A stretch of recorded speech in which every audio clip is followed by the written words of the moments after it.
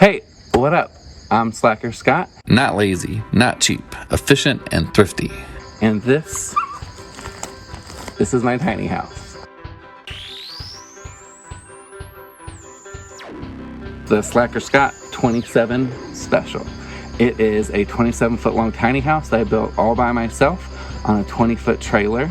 It cost me about $27,000 to build, all inclusive, including the furniture and stuff inside, which the math works out well that way. I didn't design it like that. 242 square feet, I'm pretty sure. This one was a solo build. It took me about 3 months to build part-time, but I designed the whole thing myself, built it from scratch, and I'm really excited to show it to you. I've seen several gooseneck designs that I really like. I love that you can put the master above the gooseneck, but I haven't seen anyone gooseneck a bumper pull. It looks like it's a gooseneck, but as you can see, it's a bumper pull. When I built my tiny house, one, it was like $5,000 cheaper to get a bumper pull than a gooseneck, and two, I didn't own a truck at the time, and so for me, borrowing someone else's truck, it's a lot easier to borrow someone's if you're asking for a bumper pull, because everyone has one of those, not everyone has a gooseneck. And the way I designed it is that this sits right above a pickup truck bed. And so if you're towing it with a truck, it sits right above it, even though you're towing it with a bumper pull, and you don't have any problems with it hitting or jackknifing. I built the tiny house in Virginia.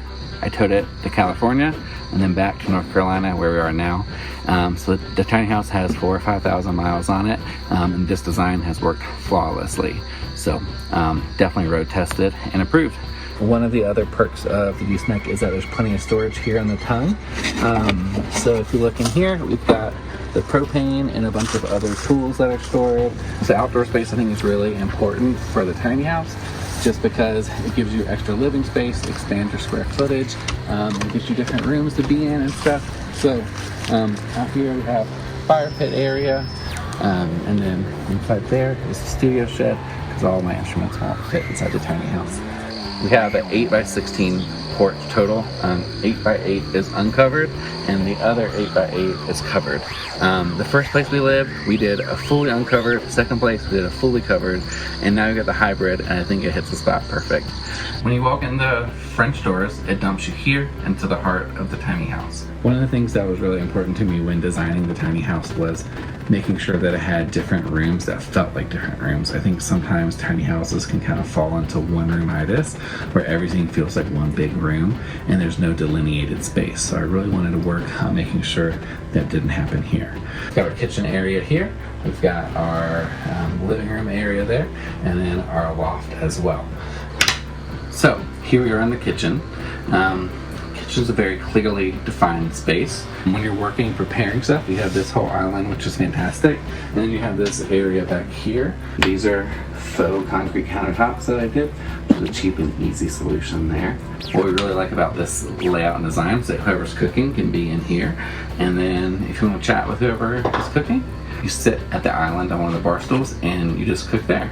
Everything is perfectly spaced to be tight, but not too tight.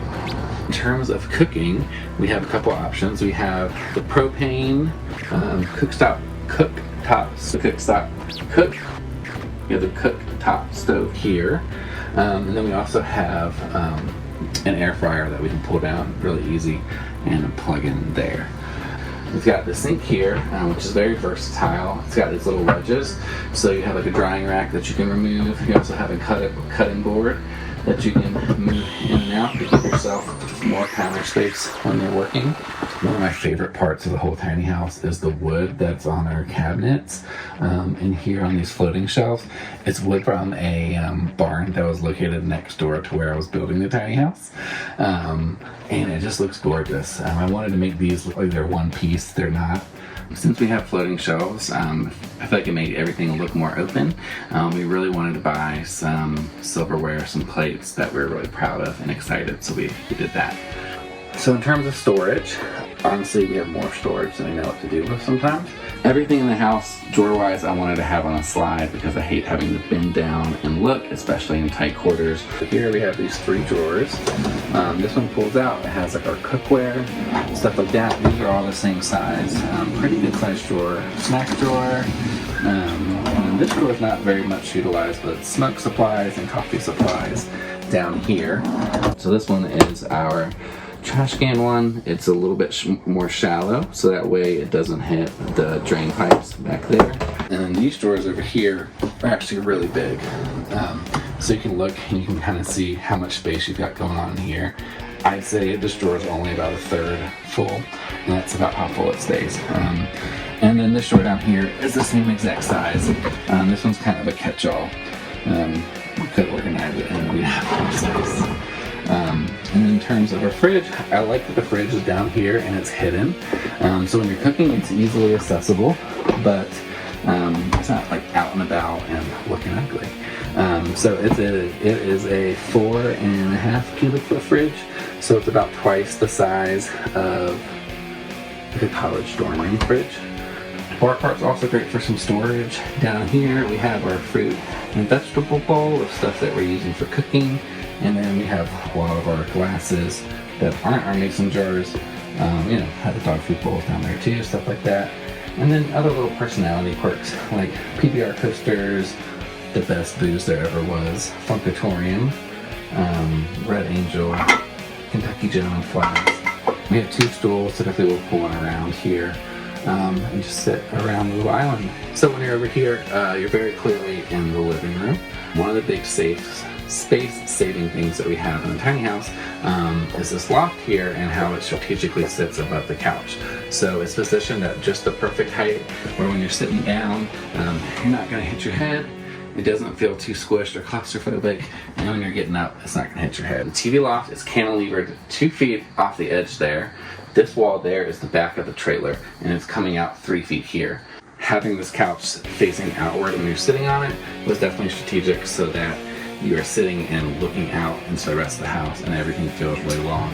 And actually when you're sitting here, you can see all the way down the hallway into the bedroom, and so you can see the full 25 feet. Ceilings in here are 9.5 feet tall, so it feels really open and big. The ceilings are all recycled pallet wood that I took apart and made into the ceiling, which took forever, but I love it. Here we got my favorite thing in the entire house. It is our floor to ceiling bookcase. It's got our record collection, CD collection. It's got this really cool fireplace setting. It's also our heat source for the house. I love the bookcase because it's kind of a little peek into our lives. You can kind of see little things that we interact with daily that kind of make us, I suppose. You can climb the ladder to access the top of the bookcase and also get into the loft really easy. So here we're up in the TV loft. The TV loft I wanted to position this way because when you're in your den, when you're in your living room, you want it to feel kind of cozy. You want to snug up with your person, snug up with your favorite people on the TV, and enjoy your movies and TV shows. Right. When I was designing this house, one of the other things I had in mind was introverts and then also the need for space. For 2 people to have separate space if they want it. And so one of the things I really liked about this loft was that if you're up here watching TV and your partner didn't want to be watching TV with you, they could be down here reading a book. You wouldn't even see each other, and so it feel like you're in separate rooms. It's open enough where nothing feels confining, but it's also got its own little spaces carved out, so that way you can have some separateness. So here we are in the hallway. This leads to the bathroom here, and then up to the bedroom this way. When you're designing your tiny house, definitely do it with yourself in mind. If you're going to be living there. So what I did for the hallway, I measured how wide my shoulders were and saw what kind of area I needed to do to clear it. When we go down the hallway, we have these stairs. Under each of the stairs is storage, so they both open up there. The hot water heater is underneath there. We're going into the bathroom. We just have this kind of closet-y kind of door. And with the bathroom, the whole idea was how do you fit as much as you can within a small footprint. The bathroom actually sits below the bedroom or the bed, which is a great place to save some space there. Since I am 5'11", I designed it to be just a couple inches taller than me. Here we also have more of the barn wood, and it's gorgeous, and I love it. Here we've got sink and vanity and little mirror. And then here we just got some pull-out drawers. There's 2, one there, and one down here as well. The toilet we have is the separate tiny with the urine diverter. It works really well.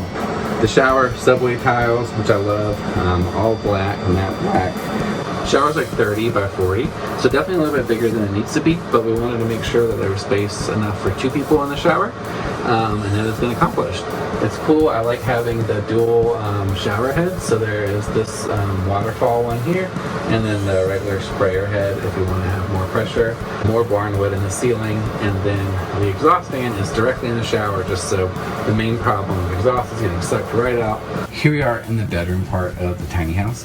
Right now we are standing on top of the Faux Gooseneck. When I was designing this, it was really important that there's plenty of space to get dressed, get ready, and have all the storage, be able to stand up, because I like to look in the mirror a lot and get ready and pick out my outfits. We have a lot of our jackets and stuff and hats hanging up here. Laundry fits perfectly there. In this drawer we have a ton of hoodies and other jackets. We each have a set of 4 drawers, and so they all pull out nice and easy. They're on slides, and with like a minimal wardrobe, capsule style is more than enough space. This right here has our hanging stuff, a couple of suits and jackets in there. And then here is where we have some of our extra blankets, our towels.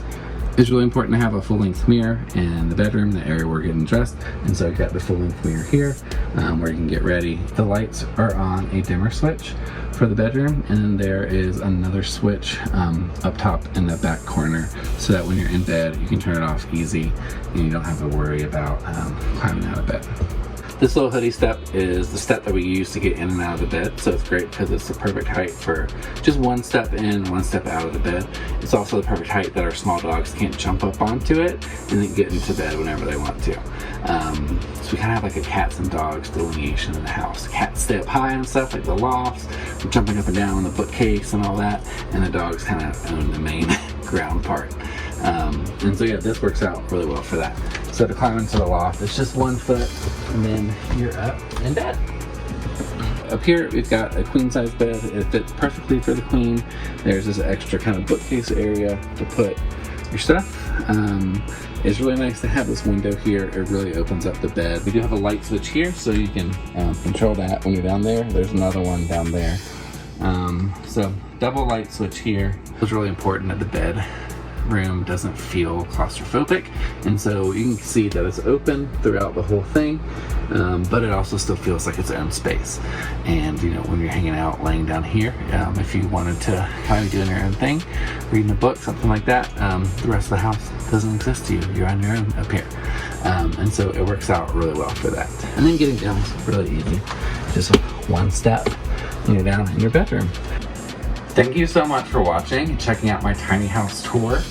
This whole build was a solo build, so if you're thinking about building your own house yourself, you totally can, you totally should. You'll never be prouder of anything in your whole life. You'll never feel more at home than you will in a house that you built with your own 2 hands. So go for that, do that. I am incredibly proud of the design of this tiny house. I took a lot of elements from different things that I had seen and kind of combined them together to what I feel like is almost a perfect tiny house, at least for this size, for this many people. And so if you're really interested in the designs, you want to start building yours yourself, in the description there will be a link where you can purchase and download plans. That will include like framing plans, the blueprints, everything you need to get yourself started to build your own Slacker 27 special. Subscribe, there'll be more videos coming about more inside stuff about how I saved money in here, how I built it, different things that I wish I would have changed, what is absolutely perfect that I love. If you have any questions, please leave them down below and I will answer them maybe down there, also maybe in another video. But anyway, I'm Slacker Scott, and I'll catch you next time.